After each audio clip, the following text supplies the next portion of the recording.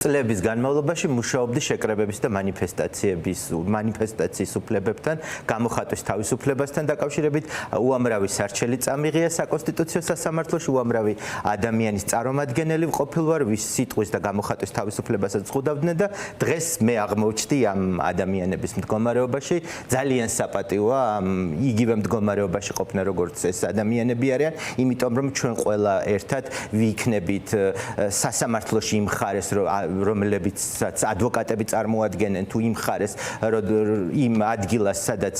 ასე ვთქვათ ეგრეთ წოდებული ბრალდებულები ეგრეთ წოდებული სამართალდარღვევების ხედა რომლებიც რეალურად არიან დიახაც სინდისის პატიმრები მოდი ასე ვთქვათ სინდისის პატიმრები არის სამართლებრივი ცნება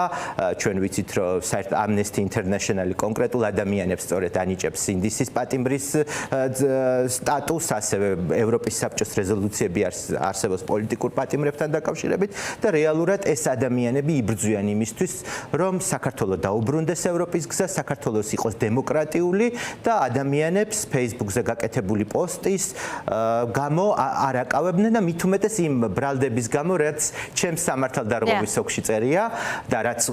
სხვა ადამიანების სამართალდარღვევის ოკშიც წერია მე გამოვითხოვე ჩემი ადმინისტრაციული სამართალდარღვევის საქმე და მე დავებიან ესეთ რაღაცას რომ 2025 წლის 17 დეკემბერს ვიმყოფებოდი რუსთაველის გამზირზე ტროტუარზე პარლამენტის მიმდებარე ტერიტორიაზე და ვაფერხებდი ადამიანების მოძრაობას. აი ეს პირდაპირ ჩაწერეს რომ ვაფერხებდი ადამიანების მოძრაობას. უნდა ვთქვა ის რომ არც სამართალდარღვევის ოკში არ წერია და არსად არ მედავება სახელმწიფო იმას რომ გადაკეტილი ბლოკირებული ქონდა ტროტუარი. არ იყო ტროტუარი ბლოკირებული და მე არაერთხელ დავაფიქსირე ის რომ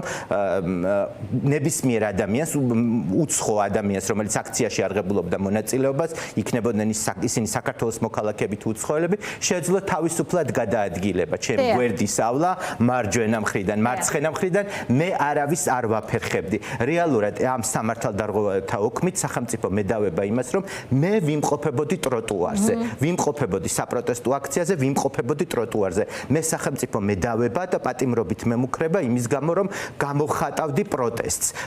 და ვითხოვდი საქართველოს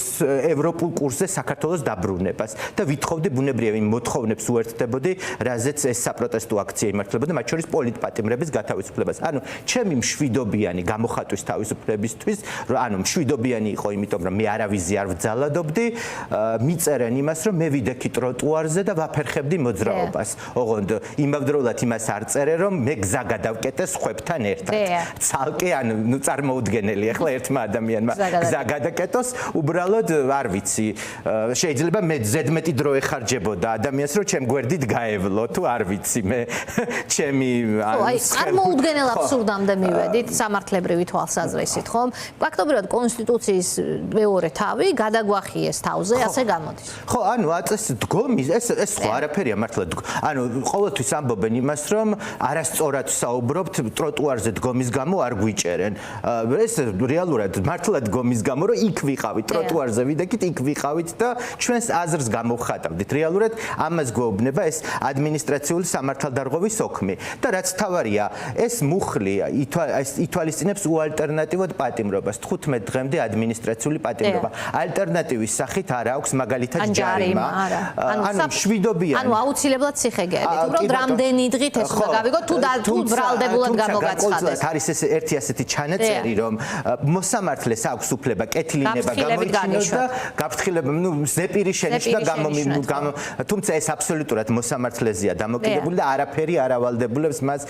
ეს გააკეთოს ჩემს შემთხვევაში ან სხვა ადამიანების შემთხვევაში მაგრამ რეალურად რომ ჩახედოთ სანქციას ერთადერთი სანქცია არის პატიმრობა არაძალადობრივ ქმედებაზე როდესაც ხვის არათუ ძალადობრივ ქმედებას არ ჩადიხარ არამედ რაიმე ხელშესახებ ზიანსაც არ აყენებ ვინმეს უფლებებს და როდესაც ყველა ახორციელებს მათ შორის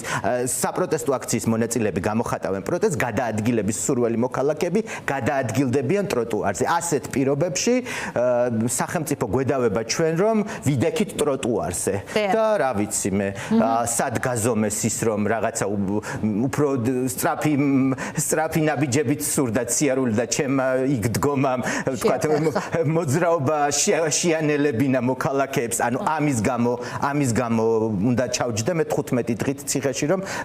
ვიღაც დროებითი მოთავსების ციხეში არა დროებითი მოთავსების იზოლატორში 15 დღით რომ ვიღაცამ მოძრაობა შეანელა იქ რომ დამინახა ანუ ჩემი ყოფნის გამო მოძრაობა შეანელა ან ეს ვინ დაითვალა რომ მაინც და მაინც ჩემმა იყოფნა ვინმეს მოძრაობა შეანელა ანუ რეალურად ამას გვედავებენ ანუ ჩვენი ყოფნის გამო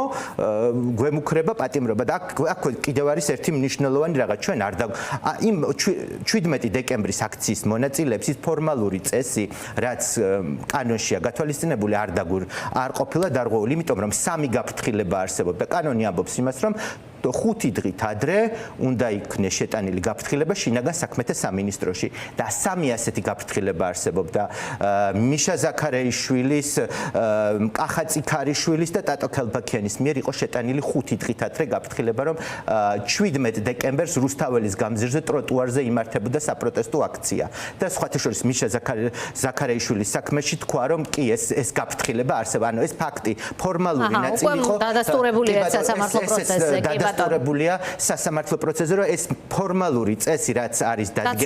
დაცული იყო და იმავდროულად კანონში არის ესეთი ჩანაწერი რომ 3 დღით ადრე რეკომენდაცია უნდა მოქცეს შინაგან საქმეთა სამინისტრომ რომ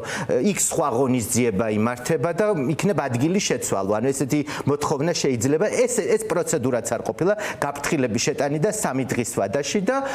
უცებ რეალურად სრულიად კანონის მოთხოვნებს სრულად აკმაყოფილებდა ეს საპროტესტო აქცია და უნდა ვთქვათ ისიც რომ ნება ჩვენთან არ მოქმედებს სანებართვო სისტემა ჩვენთან მოქმედებს გაფრთხილების